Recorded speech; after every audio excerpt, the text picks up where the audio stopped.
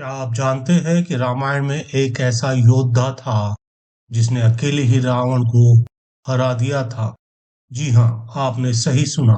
गिद्धराज जटायु ने रावण के साथ युद्ध में उसके रथ को तोड़ दिया, उसके अस्त्र शस्त्र नष्ट कर दिए और रावण को धरती पर गिरा दिया था।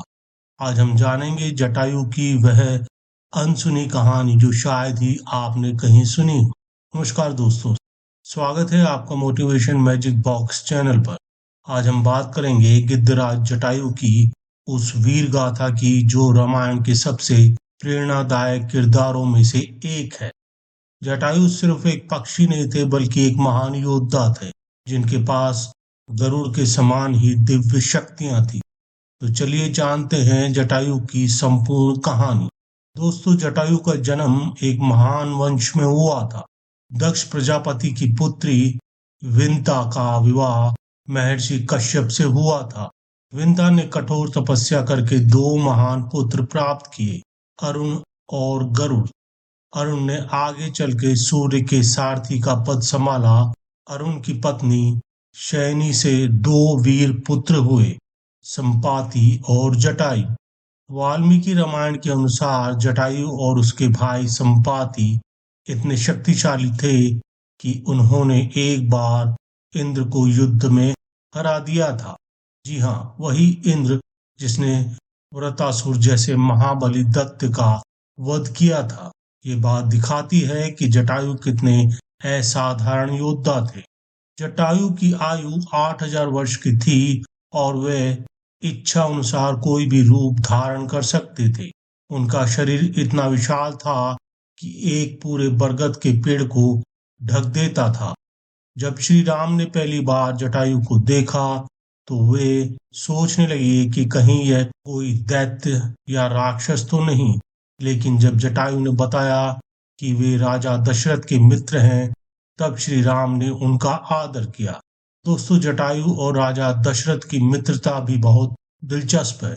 जब राजा दशरथ शनि लोक गए थे, वहीं शनिदेव की दृष्टि से उनका रथ टूट गया था। तब जटायु ने अपने विशाल पंखों से उन्हें सुरक्षित धरती पर उतारा था। यहीं से दोनों की मित्रता शुरू हुई। अब आती है सबसे रोमांचक घटना। जब रावण सीता माता का अपहरण कर रहा था तो जटायु ने पहले रावण को समझाने की कोशिश की। उन्होंने कहा, रावण, श्री राम संपूर्ण जगत के स्वामी हैं और सीता उनकी धर्मपत्नी है। मेरे रहते हुए तुम इनका अपहरण नहीं कर सकते। लेकिन रावण नहीं माना तो शुरू हुआ महायुद्ध। दोस्तों, इस युद्ध में जो कुछ हुआ वह अविश्वसनीय था। जटायु ने अपने तीखे पंजों से रावण के शरीर पर कई घाव कर दिए।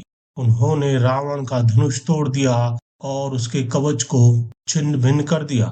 इतना ही नहीं, जटायु ने रावण के पूरे रथ को ध्वस्त कर दिया और रावण के साथ आए राक्षसों को भी मार डाला।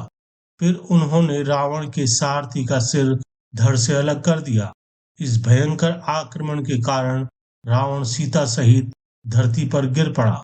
रावण के पास सारे अस्त्र शस्त्र समाप्त हो चुके थे, लेकिन उसके पास एक दिव्य तलवार बची थी जो भगवान शिव की थी। जब रावण फिर से उड़ने की कोशिश करने लगा तो जटायु ने दोबारा हमला किया। उन्होंने अपनी विशाल चोंच से रावण के 10 भुजाओं को उखाड़ दिया।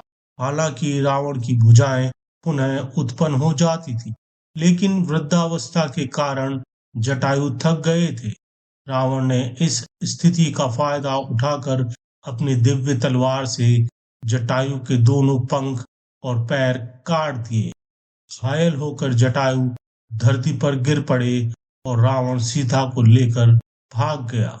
जब श्री राम और लक्ष्मण सीता की खोज में निकले तो उन्हें घायल जटायु मिले।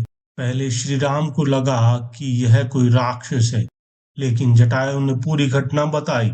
श्री राम ने जटायु को गले लगाया और उनसे पूछा कि सीता कहाँ गई। जटायु ने बताया कि रावण उन्हें लंका ले गया है। यह कहकर वीर योद्धा जटायु ने अपने प्राण त्याग दिए। स्वयं भगवान राम ने जटायु का दाह संस्कार किया और उन्हें मोक्ष प्रदान किया। दोस्तों, जटायु की कहानी हमें सिखाती है कि धर्म की रक्षा के लिए अपना सब कुछ न्यौछावर करने वाले व्यक्ति को भगवान भी याद रखते हैं। अगर ये वीडियो पसंद आया है तो वीडियो को लाइक करें, शेयर करें और हमारे चैनल को सब्सक्राइब करना ना भूलें। जय श्री राम।